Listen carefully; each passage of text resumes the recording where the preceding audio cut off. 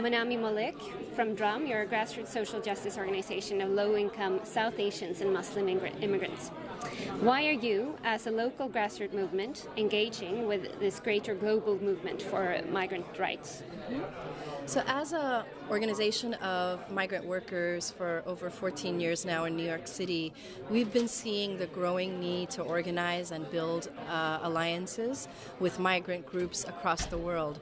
Because the issues we see as South Asian migrants or undocumented migrant workers, as domestic workers, as taxi drivers, day laborers in a place like New York is so similar to the issues that migrants face here in Sweden or face in Paris, face in Europe, face in the Middle East, especially in new global cities where migrants are a growing labor force, are facing similar social and economic rights issues. And so we see a real need to build a collective voice to advocate with more power to governments and policymakers. Can you mention some of these similarities that you see? Sure.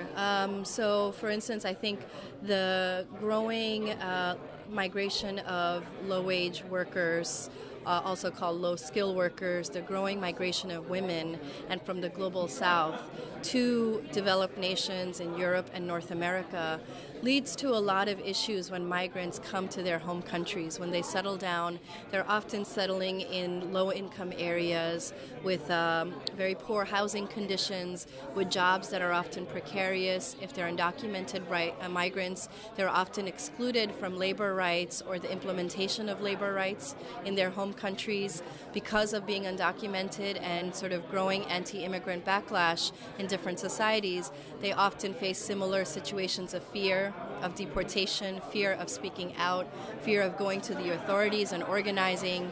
And so these are very similar conditions you see across the board of migrant workers. And they're issues that national governments definitely have to decide, but also at the local level and internationally, we are forming more and more collective strategies about what's working in different areas for migrant communities to gain more rights and access.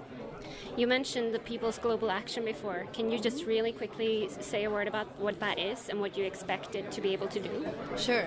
So the People's Global Action for Migration, Human Rights, the People's Global Action for Migrant Rights, Development, and Human Rights is something that started 7 years ago as the government started meeting under the umbrella of the United Nations and then later on in an intergovernmental process called the Global Forum on Migration and Development. So each year, as the governments come together and discuss migration policies and themes of migration, what we do is as civil society, especially as migrant organizations on the ground, we come together, we build our own strategies, we share our stories of what we're experiencing in different places, the organizing that we're doing to change the policies, and also building collective platforms that we take together to the governments as civil society so that we have a collective voice to highlight the critical human rights needs and the human rights perspectives that governments should have in addressing migration policy.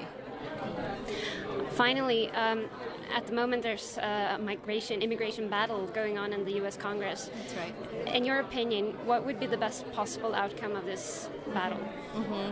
The issue of immigration reform has been going on for many years in the U.S., and for us the best outcome would be a real immigration reform that's rooted in human rights and protecting the rights to basic dignity and social and economic respect for 12 million undocumented people, men, women, and children in the U.S. That means a legalization program that is available to all with a path to citizenship, and one that does not bring in so much more detention or profiling or border militarization that would just undermine legalization. If you have so much more enforcement and legalization at the same time, what will happen is in a lot of families, those families will be broken up because some people will be forced to leave and others will have to make the choice of whether they will stay. So we'd like to see something that really gives the dignity to those 12 million workers who are contributing every day to the economy in the U.S.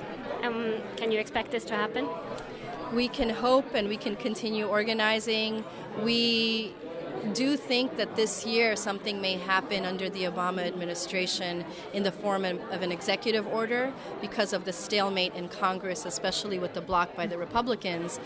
There's a lot of thinking that the administration, the president may sign an executive order giving some sort of possible temporary status to migrants. So if this is the case, as migrant communities, we will advocate, we'll make sure people are protected and get access to this, but we'll continue to organize for full rights and inclusion.